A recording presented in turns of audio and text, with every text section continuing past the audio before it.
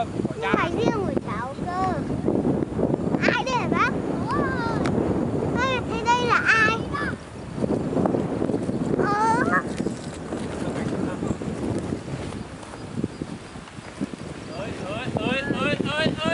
Wow.